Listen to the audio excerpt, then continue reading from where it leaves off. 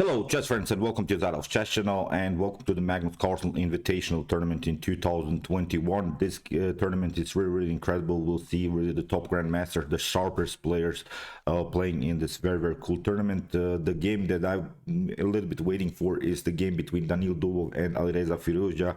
I would really love to see that game, the game between two great tacticians.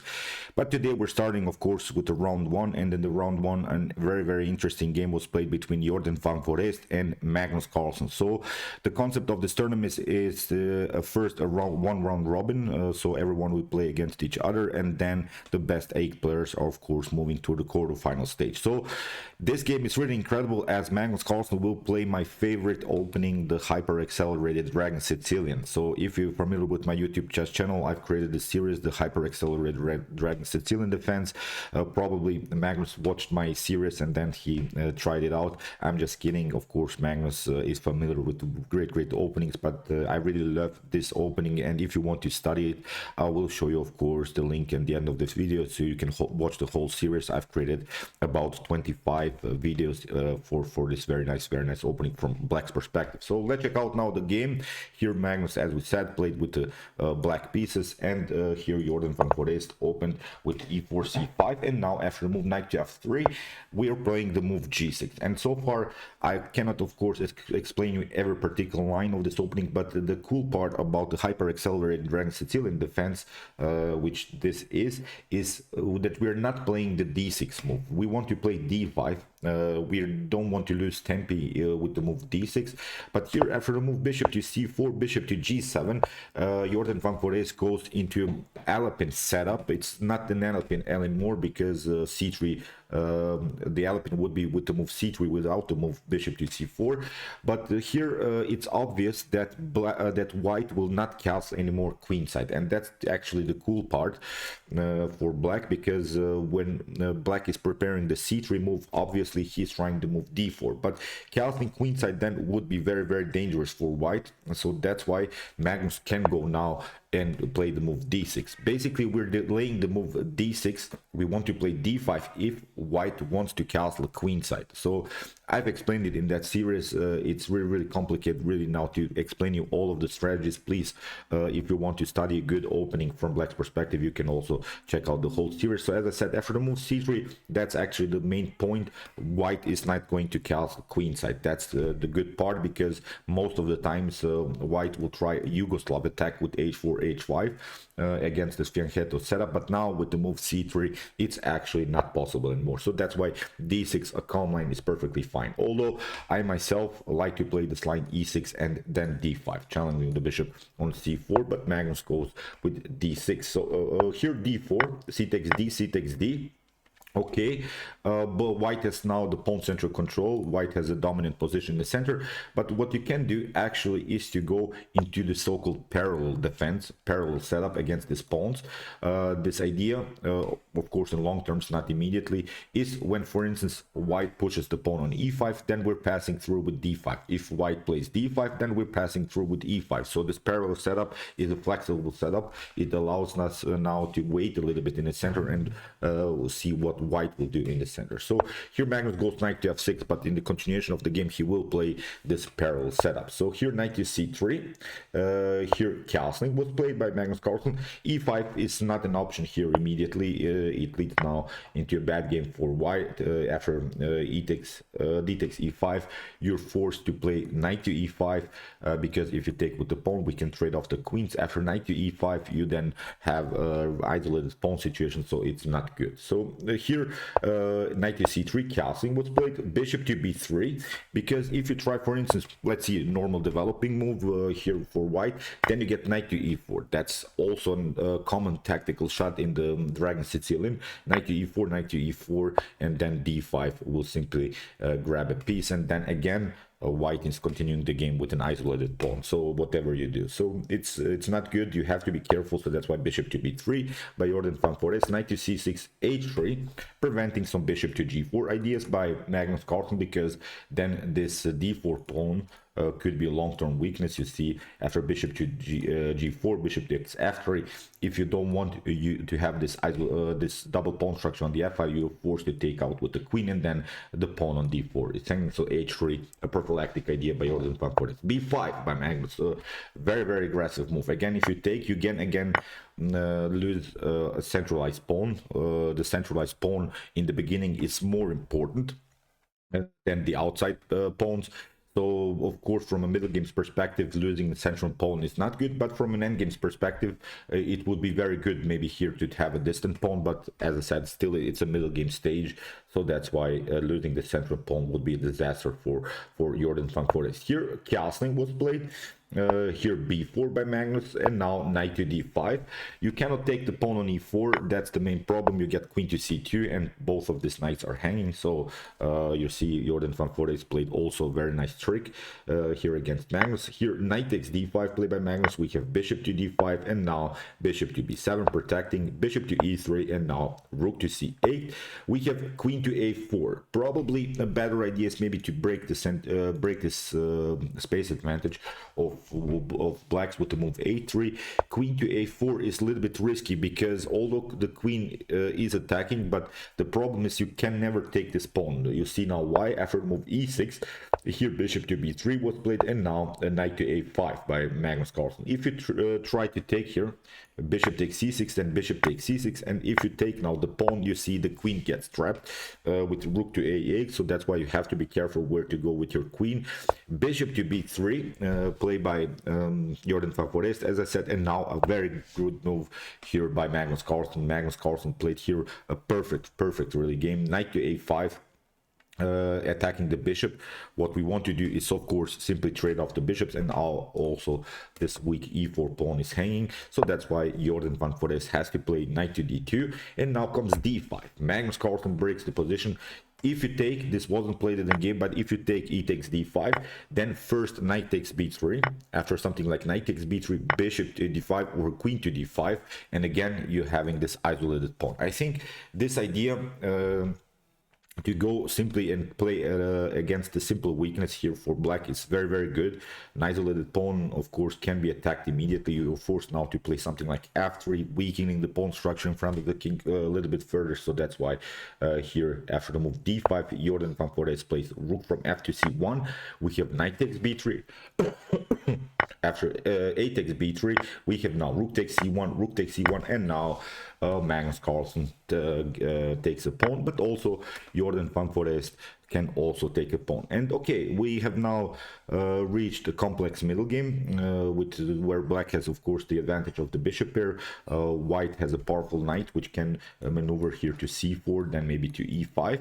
What is the good part for black here is that the pawn structure is asymmetrical. Bishops love of course this kind of pawn structures. We can now push further f4, f5, f4, g5 and similar stuff. So here bishop to d5 played by Magnus, centralizing the bishop, which is a very good idea, and now rook to c7. Jordan van Foreest takes now over on the c file, but still you don't have support. You don't have a great support with other pieces. This bishop is a little bit stuck here to the defense of the d4 pawn, so there is no support for this rook and queen battery on the 7th rank. So queen to a8. Magnus wants to simplify the position. It's a good idea, I think. Then go into a simplified line where we simply continue with the bishop pair.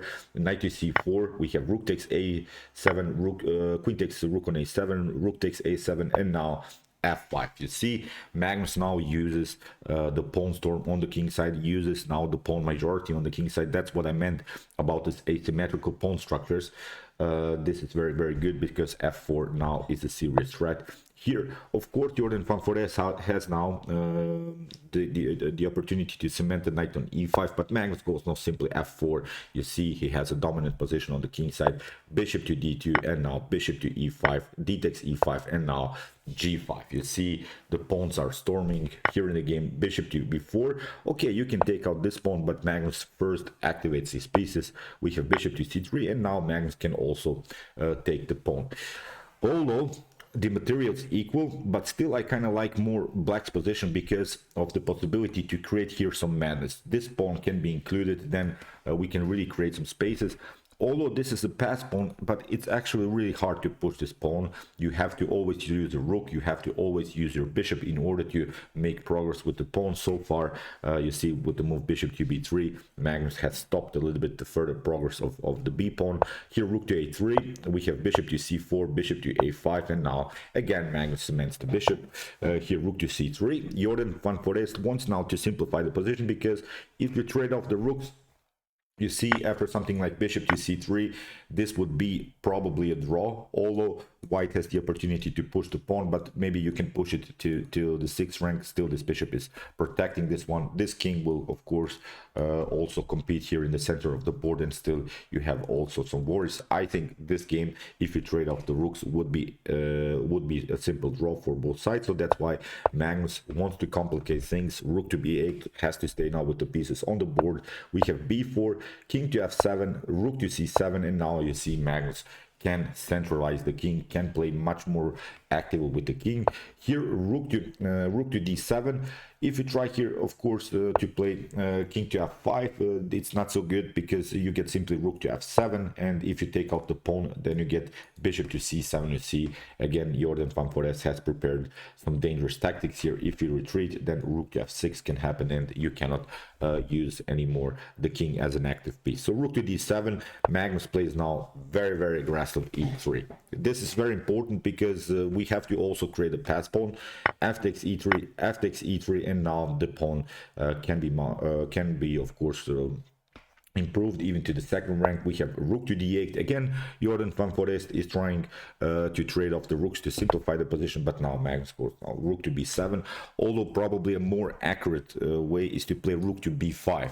Why is the move rook to b5 more accurate? Because then you can maneuver your rook to the c file, and then in some occasions of course use maybe here, if the pawn gets rolling, then you can use maybe here the rook to c5 in order to make progress here with the rooks. But okay, rook to b7, here rook to f8, and now bishop to c4, rook to f6, a check. We have king to g7, rook to f3, and now e2 by Magnus Carlsen. What he wants to do now is of course to play here the move rook to d7, and then rook to d1, and simply promote. There is now I think it's the only way I think for white to defend this position. Maybe you can pause the video and try to see now the best move for white. Okay, the best way here is simply to play b5, sacrificing the pawn, but at least we're covering here the e1. At least we're getting with our bishop into the game here. Nd5 Nxd5 makes a huge blunder. King to f2, because now bishop to b5, a very nice move by Magnus Carlsen, never ever allowing this pawn to get advanced. Still this bishop is protecting, and now this rook can play much more freely, can get of course here to d1, and this is basically a lost endgame for white. Rook to e3, Magnus plays a check. Rook to d7 again. Magnus doesn't want to trade off the rooks here. Rook to e3, and now rook to d2, bishop to b6, rook to b2. We have now an attack against the rook, but still a rook to b1 is possible. Bishop to c3 has to be played. If you don't play it, then you get rook to f1, and then a promotion to e1, so you have to cover this e1 square with the bishop. We have rook to f1 anyway by Magnus, and now king to g3, and now h5. This is a great move, because here Magnus plays a very cool Zugzwang, because these pieces are trapped a little bit. The bishop cannot move, then you get the promotion. The rook cannot move, again you get the promotion. So that's the main issue here, I think, for black, and Magnus is waiting now, is forcing basically white to be on the move. When white is on the move, then it's a Zugzwang position, then you have to play a bad move, and Magnus can maybe promote here. So h4, g5, again Magnus forces now white to do a move here. Rook to e4, rook to c1, played by Magnus. Here after bishop to d2, rook to d1 in its position. Nd5 Nxd5 resigned. What's the issue? Of course, bishop to c3, then you get rook to d3. It's game over.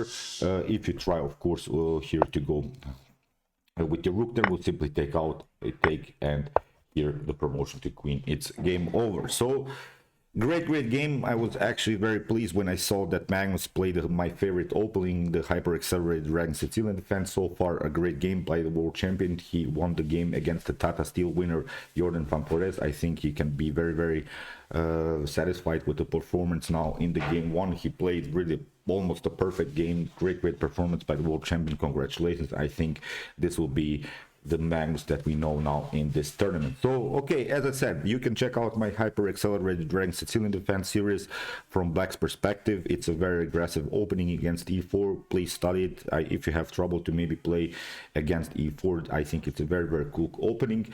And if you want to see maybe some opening against d4, check out my Nc3 Indian and my King's Indian defense series. Here's also the link. And if you like this content, don't forget to subscribe to my channel. See you soon with some more videos, and chess is the best, of course.